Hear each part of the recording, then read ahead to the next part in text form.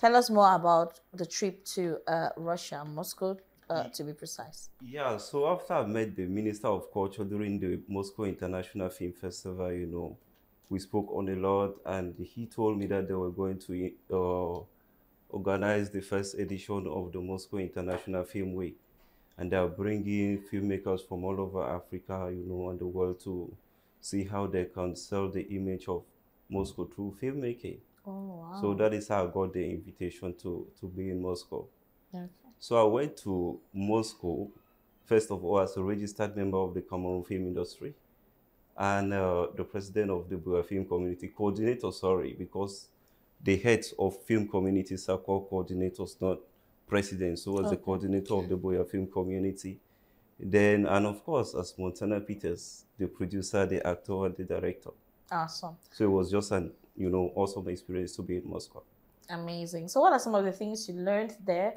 And with this visit, are we by this saying that we might probably have a Russian Cameroonian collaboration soon? Uh, Faith,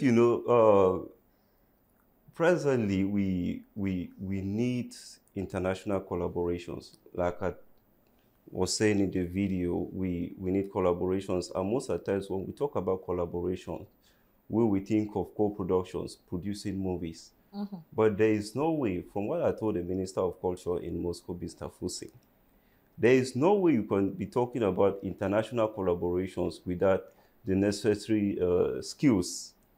So we spoke on the aspect of seeing how we can bring in Cameroonian filmmakers from Cameroon, Mm-hmm. to study filmmaking in Moscow before we can start thinking of international collaborations. But I cannot just be talking about training alone, because talking about training, it means that I am undermining people like Etambi Delphine, who studied filmmaking in America, Ashib Brice, who studied in Germany, and a host of others. So I spoke with some producers after my presentation. They were very, very interested, to know more about Cameroon and probably do Cameroonian stories at an international level.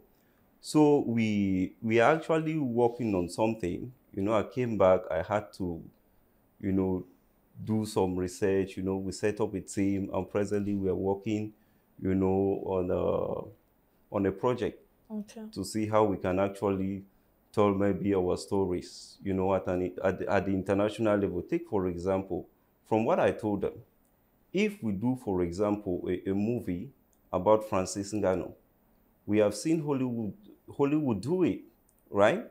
People have done stories about Samuel Eto'o.